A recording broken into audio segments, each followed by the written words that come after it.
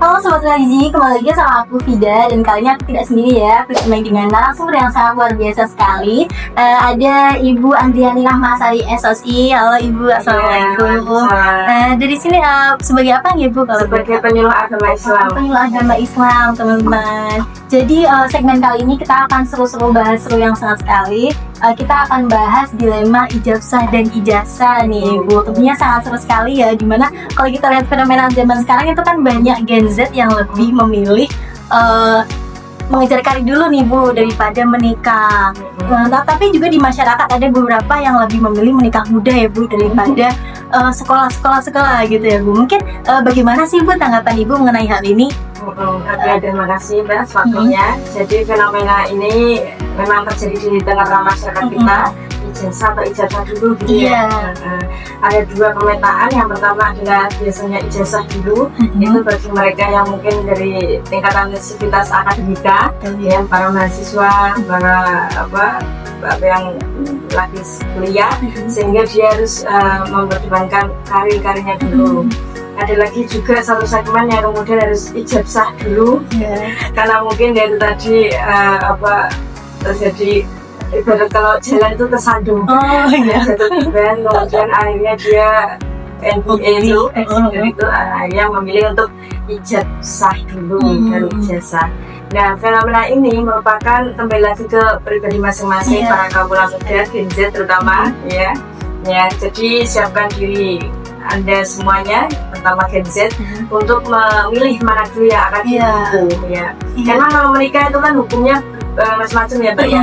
Ada yang nikah kemudian hukumnya wajib, itu bagi mereka yang sudah mampu secara ekonomi, finansial, sudah siap, tapi juga dia juga takut untuk kalau dia dilanjutkan menjadi perkara yang zina, sehingga diwajibkan untuk menikah. Nah, kalau misal dia takut untuk zina tapi belum bisa mampu secara finansial, ekonomi, maka dianjurkan untuk berpuasa. Artinya ditunda dulu gitu ya Bu nikahnya. Kejar karir dulu ya Bu. Apa yang bisa dulu itu yang pertama hukumnya wajib. Yang kedua adalah sunnah. Sunnahnya begini, sunnahnya itu apabila kita sudah mampu secara finansial, tapi namanya juga kita bisa mengendalikan hawa nafsu tadi itu. Nah, sehingga memilih untuk istilahnya menikah, yaitu malam nikah, baik setelah dia mampu mengendalikan hawa nafsu tadi itu. Kalau yang tadi wajib itu kan dia tidak kuat. Benar sekali. Sudah kuat. Akan malah nanti takutnya zina loh, makanya wajib. Nah, inilah yang kemudian bisa dijadikan pemetaan bagi Gen Z untuk memilih mana jalan hidupnya masing-masing. Dan tentunya dari istilahnya undang-undang juga sudah mengatur pasal 7 ayat 2 Undang-Undang Nomor 16 tahun 2019 terkait dengan batasan umur menikah. Itu minimal berapa Mbak? 19 tahun. 19 tahun. Itu berapa usia? 21 Ibu. Sudah. Tapi nanti dulu lah Bu. Ya, jadi dari usia batasan 19 tahun itu yang menjadi tolak ukur undang-undang pemerintah kita untuk laki-laki dan perempuan untuk melakukan pernikahan. Kalau misal dia belum ada usia itu bisa menikah, bisa, tapi harus melalui dispensasi pengadilan, sidang dulu. Itu nanti prosesnya bagaimana Bu kalau boleh tahu? Itu di sidang mendaftarkan diri di pengadilan untuk mendapatkan dispensasi nikah itu tadi ya, disidangkan dihadirkan kedua belah pihak mempelai, kedua belah pihak keluarga. Jadi benar-benar istilahnya dicek sama dewan hakim kesiapannya di masing-masing itu, apakah nanti hasil putusannya dikabulkan atau tidak. Dan itu rata-rata biasanya sudah itu tadi Mbak, kecelakaan jatuh tiba. Jadi yang menyebabkan pernikahan dini itu ya Bu. Nah, ngomong-ngomong tentang pernikahan dini nih Bu, gimana sih mungkin peran dari KUA tersendiri dalam kemudian pencegahan daripada pernikahan dini? Kan banyak ya peristiwa-peristiwa yang kayak ini yang terjadi di masyarakat. Mungkin bagaimana peran dari KUA sendiri? Ya itu. Ya, kami kan memiliki ada 5 penyuluh, insya Allah di KUA Mijen. Jadi 5 itu memiliki masing-masing binaan masing-masing, senantiasa kita memberikan penyuluhan kepada kelompok binaan kita, baik ibu-ibu maupun bapak, agar apa? Agar anaknya tadi cuma tugasi, tugasannya cuma tugasi. Ya, dan selain itu juga kami juga melakukan yang namanya penyuluhan, yang namanya itu BUS. Kemarin sudah kami laksanakan di SMA Nuris ya. BUS itu bimbingan remaja usia sekolah menengah. Dari situ kita masukkan materi yang kemudian stop nikah bocah itu ya. Jangan dulu, jangan ya jangan sekolah dulu aja.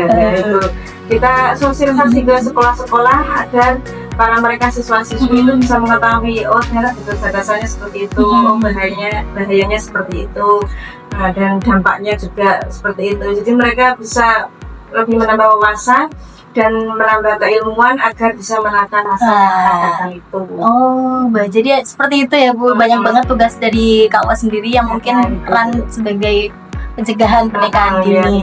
Mungkin dari Ibu Andriani sendiri ada nggak sih pesan buat Gen Z sekarang yang mungkin dalam dilema nih antara ijab sah atau ijazah nih Bu kira-kira? Ya, kalau dari saya pribadi ya istilahnya begini, menikah di usia muda juga oke. Tapi harus dipersiapkan beberapa hal-halnya.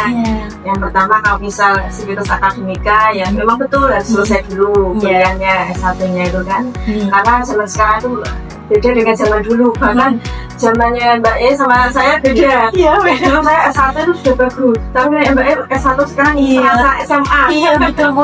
Selanjutnya rasanya banyak ya berarti. Jadi S1 diselesaikan dulu, setelah itu kemudian bolehlah kita istilahnya bahasa sekarang itu mengamalkan ilmu. Betul. Karena apa? Karena kalau kita hanya mengejar istilahnya money is money, itu kok kesannya nggak ada habisnya. Nggak ada habis ya. Tapi kalau kita mengamalkan ilmunya, insya Allah money is money akan mengimpili ya. Berkah ya. Berarti akan membawa kita ke berkahan.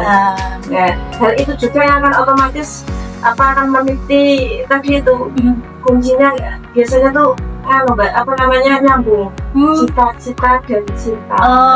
Kata-kata hari ini ya Bu, cita-cita dan cinta. Iya, karena jangan kita meraih cita-cita, insya Allah cinta itu akan mengikutinya. Biasanya gitu. Jadi cerita hidup soal saya ketemu sama Miswa juga di cita-cita itu. Sama-sama mengejar karir nih. Sama-sama dulu. Jadi satu lokasi. Nah itulah yang kemudian betul jodoh itu cerminan diri kita. Makanya ibaratnya di usia-usia produktif seperti mbak-mbak itu mahasiswa itu jadi bekali diri kita istilahnya raih atau tata kualitas diri kita agar cita-cita dan cinta itu bisa melekat sesuai dengan pribadi. Wah, Masya Allah sekali ya kawan-kawan. Wah, luar biasa sekali nih materi yang disampaikan oleh beliau Bu Andriani. Saya sangat terima kasih nih Bu atas waktu dan kesempatannya. See you next time guys. Terima kasih. Satu lagi biar penutup. Jangan lupa istilahnya nikah itu nikah yang resmi.